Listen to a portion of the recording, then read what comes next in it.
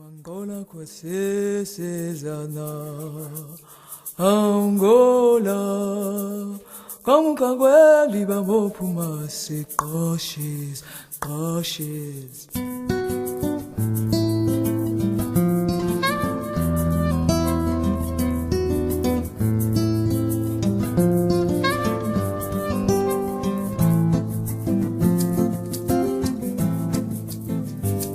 Durant des années, j'ai vécu l'indifférence.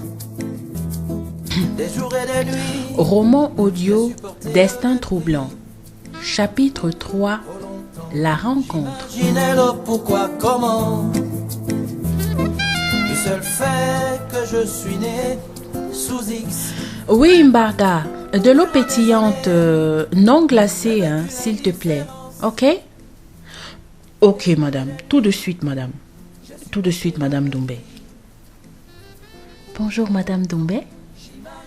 Ah, enfin, Ama. Bonjour. Ça va? Enfin bien réveillée? Oui, madame. J'ai un peu honte. Je me suis réveillée un peu plus tard que je l'aurais souhaité, mais ce n'est pas grave, ma fille. Ça peut arriver à tout le monde, hein, tu sais. Surtout après la longue soirée d'hier. J'imagine que tu es allée tard au lit. Mon mari m'a tout raconté, hein. Donc, ne t'inquiète pas, je sais tout. Allez, viens. Assieds-toi ici. Qu'est-ce qu'on te sert à boire? Je prendrai juste de l'eau minérale, madame, s'il vous plaît. Tu peux m'appeler Rosalie, ma fille, ok? Visiblement, nous allons nous fréquenter pendant un bon moment. Alors, je pense qu'on va s'épargner les formules complexes, les madames, les vous, les vouvoiements et tout ça. Hein? On peut se tutoyer, non? D'accord? D'accord, madame. Je veux dire Rosalie. Maman Rosalie. Si cela ne vous gêne pas que je vous appelle maman. J'ai beaucoup de mal à vous appeler juste Rosalie, comme si vous étiez mon égal. C'est une bonne qualité, hein, ma fille. La politesse. Ça s'appelle juste de la politesse, donc il n'y a pas de souci. Malheureusement, les jeunes aujourd'hui ne connaissent plus trop ça. À l'époque, c'était normal. Tout le monde était maman. Donc, ne t'inquiète surtout pas. Bien au contraire, ça me fait énormément plaisir que tu m'appelles maman. Tenez un soda pour vous, madame. Merci, Mbarga. Peux-tu apporter aussi une bouteille d'eau minérale pour la jeune fille, s'il te plaît? Tout de suite, madame. Super, Mbarga, merci beaucoup. Waouh! Je les trouve gentils ici, madame. Normal, je suis leur patronne. Ils ont intérêt. Mais bon, plus sérieusement, c'est vrai que lorsqu'on va dans les restaurants et tous les coins publics que tu peux imaginer, vraiment la politesse n'est pas toujours de mise. Donc pour moi, c'est ma marque déposée ici. C'est la condition première. Il faut que les clients soient traités avec beaucoup d'égards. Donc voilà. Bien. Vous parlez d'autre chose. Dis-moi, Ama. Par où allons-nous commencer pour trouver tes parents?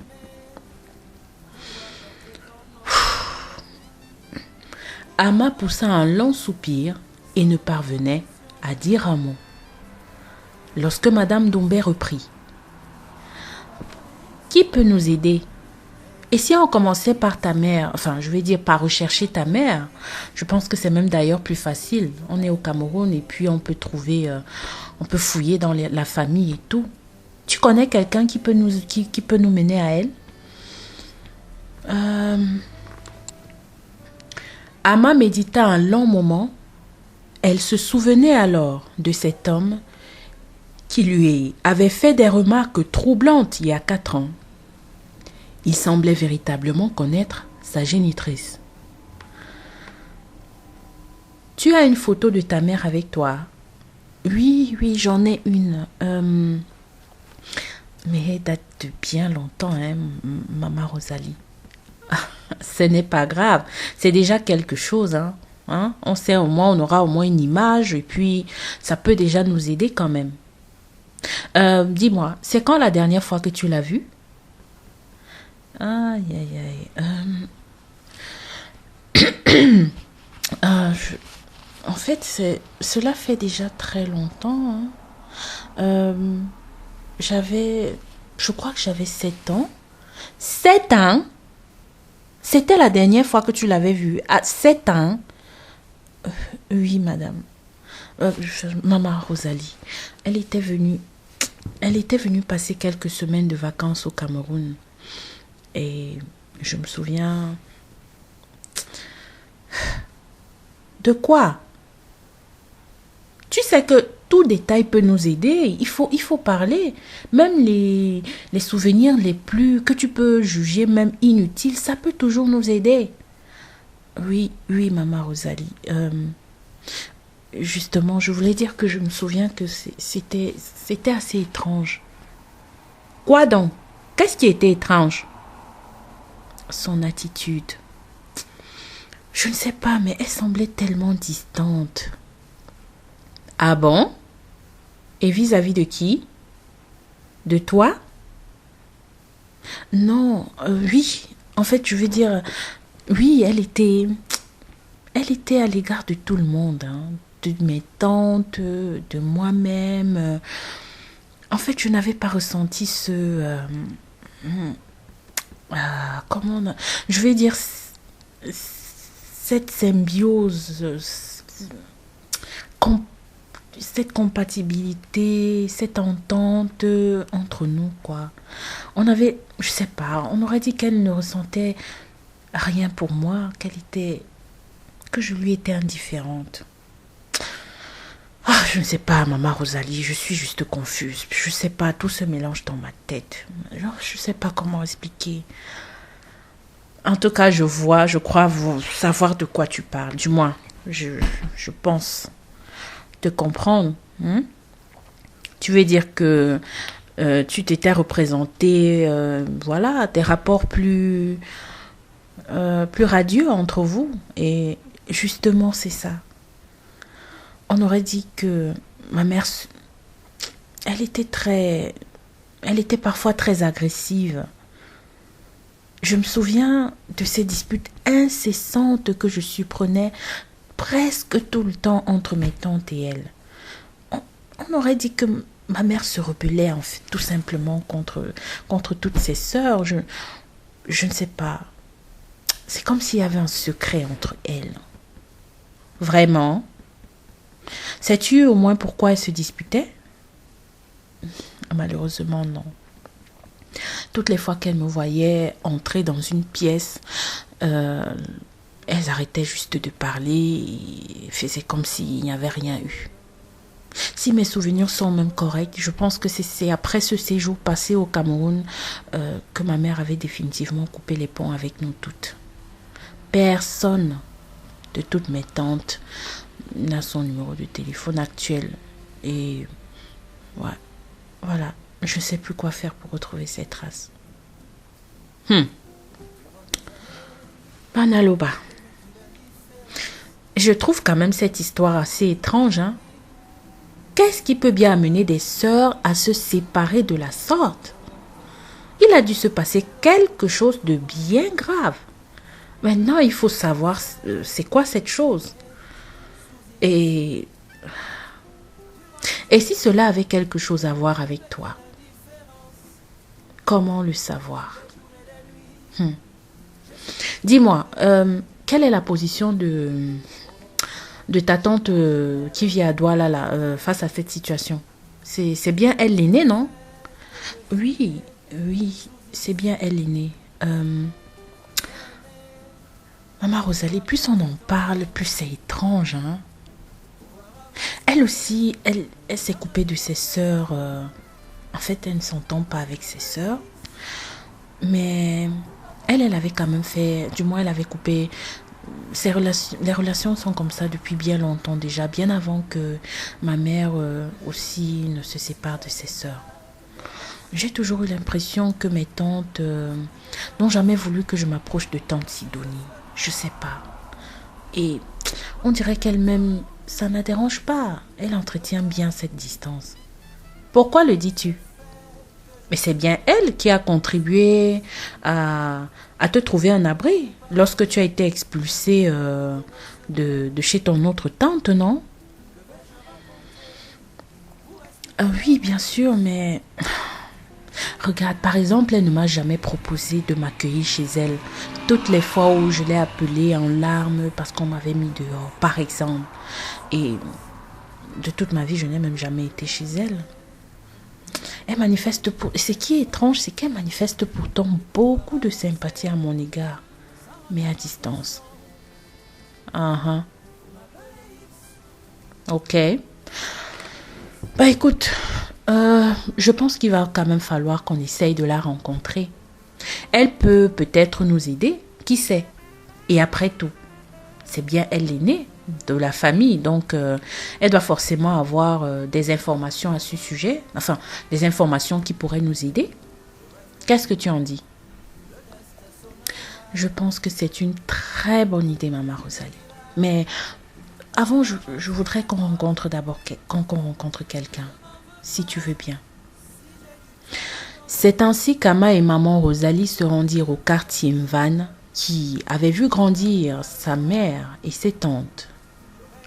Elle s'y rendait dans l'intention de rencontrer Papa Ngaleu, un septuagénaire qui y vivait depuis près de 50 ans. Papa Ngaleu était un homme intègre qui avait fondé sa fortune sur les biens immobiliers.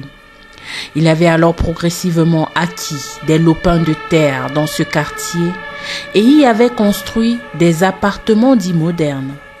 Au fil des années, il avait fini par s'établir un label qui le différenciait des autres personnes qui exerçaient dans le même domaine que lui. Papa Ngaleu était un ami très fidèle du défunt père des tantes d'Ama. Il avait été celui à qui son ami de regrettée mémoire confiait ses projets. La confiance du défunt était tellement inconditionnelle que c'est à Papa Ngaleu que le grand-père d'Ama avait confié les consignes écrites qui lui tenaient de testament que son ami devait dévoiler à la famille au moment opportun. Papa Ngaleu aimait beaucoup les filles de Papa Mfoula et il les considérait comme les siennes. Il avait tellement souhaité voir ces deux familles unies à jamais par un lien encore plus fort que celui qui l'unissait à son défunt ami, Papa Mfoula. Il avait alors été très flatté par le fait que son fils aîné, Olivier, et Sidonie, la fille de son ami, se fréquentaient et s'appréciaient à une certaine époque. À sa grande déception, les deux tourtereaux n'avaient pas poussé leur relation plus loin que leurs géniteurs respectifs l'avaient espéré. Ama et Maman Rosalie venaient d'arriver au domicile de Papa Ngaleu. On aurait eu du mal à croire que ce dernier était propriétaire des nombreux biens qui portaient sa griffe dans le coin et les quartiers voisins. Il vivait lui-même dans un appartement modeste près des locataires avec qui il partageait le même immeuble. C'est assis sur son fauteuil qu'il se rendit compte qu'il avait de la visite. Alors il se rendit vers les visiteuses, le sourire aux lèvres.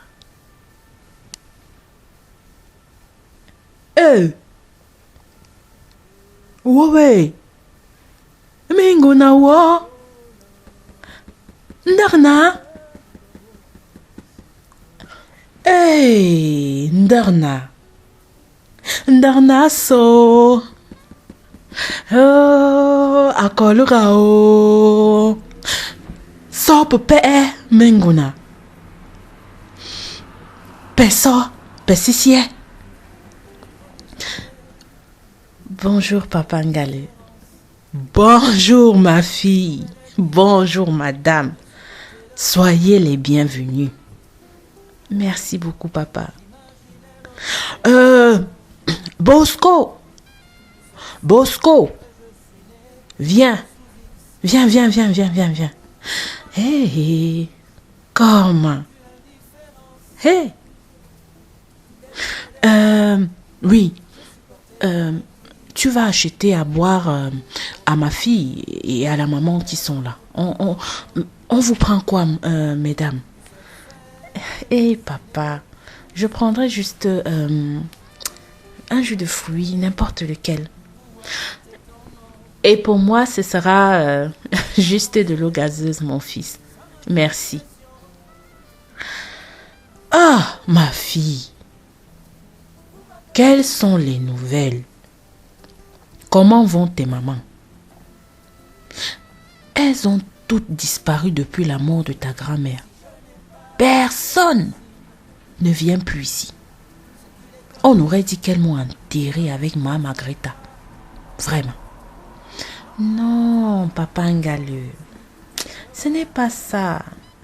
Tu sais, les occupations quotidiennes amènent parfois à s'éloigner des gens qu'on aime sans s'en rendre compte. Ah. Comme tu dis, ma fille, je ne sais pas. Dis-moi, qu'est-ce que je peux faire donc pour toi? Ce n'est pas tous les jours que tu viens me rendre visite. Je suppose que tu as besoin de moi. Oui, papa Ngaleu. Si je suis ici, c'est parce que j'ai besoin d'aide et je ne sais plus vers qui me tourner. En fait, je te présente Madame Doumbé Rosalie. Cette dame, c'est une maman qui... Son mari et elle m'ont sauvée de la rue hier. J'étais complètement perdue et je ne savais vraiment plus où aller. Papa Ngaleu, ma vie est tellement compliquée, tu sais. J'ai déjà fait le tour de presque toutes les maisons, Papa Ngaleu. Tout ce que je veux maintenant, c'est de retrouver mes parents. Je suis fatiguée de cette vie. Je n'en peux plus, Papa Ngaleu. Calme-toi, ma fille. Calme-toi. Tu sais, il ne sert à rien de te lamenter. La vie est faite de haut et de bas. Et l'adversité nous fait grandir. Mais dans mon cas, Papa Ngaleu, ma vie est juste faite de bas. Je n'ai jamais connu d'amour paternel. Pire encore, d'amour maternel. On est même allé jusqu'à me dire que je suis un déchet de l'humanité. Mais qu'est-ce que moi j'ai pu faire pour mériter ça? Suis-je une si mauvaise enfant au point où mes propres parents, ma mère en particulier, n'ait pas voulu de moi, qu'elle m'ait abandonnée? Ah, ma fille, il ne faut pas dire ça, hein? Ne parle pas comme ça. Tu sais, dans la vie, n'est pas toujours ton papa ou ta maman, celui ou celle qui t'a mis au monde, hein? Mais plutôt celui qui prend soin de toi. Il ne faut pas te mettre dans un état pareil pour ça. Il y a des femmes, par exemple, hein, qui meurent en donnant la vie à leurs enfants. Hein? Et puis, ils vivent comme ça, hein, avec les parents qui les prennent et leur donnent une éducation. Et c'est eux qu'ils appellent papa. Je suis d'accord, Papa Ngaleu, mais est-ce que c'est alors le cas pour moi? Hein? Ma maman, est-ce qu'elle est alors morte à ma naissance? Honnêtement, je ne sais pas, mais je ne sais plus quoi penser. Tout ce que je veux savoir, c'est la vérité sur mes origines, afin de pouvoir avancer. Je n'arriverai jamais à rien faire tant que je ne sais même pas qui je suis. Je suis qui? Qui suis-je, Papa Ngaleu? Si on me demande que pourquoi ton nez est long comme ça, pourquoi tes yeux sont comme ça, comme pour le chat, pourquoi je vais dire que c'est que je ressemble à qui? Je ne sais même plus. Ah, ma fille. Non, Papa Ngaleu, excuse-moi, mais je suis tellement... Je ne sais pas. Calme-toi, ma fille, reprit Madame Doumbé. Ce que Papa Ngale essaye juste de te faire comprendre, c'est que le plus important, c'est d'avancer justement avec la famille que tu as. Celle qui te prend comme une partie d'elle et fait de toi ce que tu es. Parfois, les parents ont une bonne raison de s'effacer de la vie de leurs enfants, ma fille. Parfois même, c'est même plus pour le bien de leurs rejetants. Dans ce genre de cas, ils préfèrent confier leurs enfants à des personnes qui jugent plus aptes à donner une meilleure éducation, une meilleure stabilité à leurs enfants, au lieu de faire de leur vie, du moins de faire de la vie de ces enfants un enfer, en étant des parents violents ou qui ne prennent pas soin de leur progéniture, ou voire qui déversent leur frustration à longueur de journée sur ceux-ci. Voilà, maman, bien parlé, reprit Papa Ngale. Tu sais, ma fille, il y a parfois des secrets qui sont moins destructeurs. Tu comprends? Que lorsqu'ils cessent d'en être. Car l'étendue des dégâts peut être vraiment dévastatrice. Ceci voudrait-il dire, Papa Ngale, que je dois laisser ma vie donc se voir gâchée comme ça, sans essayer d'aspirer à une meilleure vie?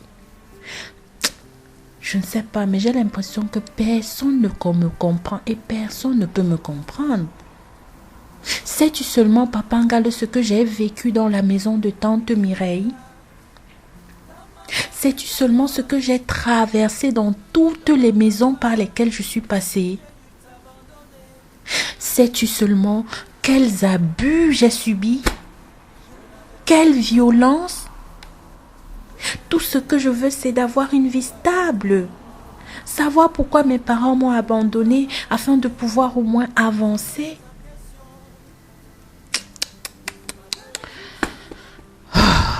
Ma fille, j'imagine que ce n'est pas facile, reprit Papa Ngale. Mais le problème doit être réglé avec tes tantes. Je le sais bien, mais personne ne me dit jamais rien. Papa Ngale, dit Ama en se jetant sur ses genoux devant le septuagénaire, assis sur son fauteuil. Tu m'avais semblé connaître ma génitrice. Tu te souviens de ce jour où j'étais venue ici avec maman Margrethe de regretter mémoire? Cette dernière t'avait juste empêché de continuer à parler, comme si elle redoutait qu'un secret soit dévoilé. Tu avais dit que je ressemblais tellement à ma maman et tu voulais continuer à parler, mais elle t'a étouffé. Papa Ngale, s'il te plaît, aide-moi. Tu es mon seul espoir. Sur ces paroles, Papa Ngale fut touché et tellement embarrassé qu'il garda le silence pendant un long moment avant de reprendre la parole avec beaucoup d'hésitation. D'accord, ma fille. Voilà ce qu'on va faire. Appelle d'abord maman Sidonie. Je pense qu'elle pourra t'aider. Je dirais même que la vérité est très proche de maman Sidonie. Si tu rencontres maman Sidonie, c'est que tu ne seras pas loin de la vérité. Tu sais, ma fille, c'est un problème familial qui doit se régler en famille. Appelle d'abord maman Sidonie. Va la voir à Douala s'il le faut. Et si après l'avoir vue, avoir parlé comme maman, une fille parle avec sa maman, et tu n'as pas de réponse, il faudra revenir me voir. Tu as compris? D'accord, papa. j'ai compris. Merci beaucoup. J'irai la voir. Je vais aller la voir. Merci beaucoup. Je t'en prie, ma fille. Sur ces mots, les deux femmes prirent congé du septuagénaire, visiblement très embarrassées. Elles se dirigèrent alors vers la voiture de maman Rosalie afin de retourner au domicile d'Endoumbe. Ni famille, du seul fait que je suis né sous X. J'aurais aimé m'appeler personne et pouvoir avancer sans remise en question. Vous m'appelez X, vous m'appelez X.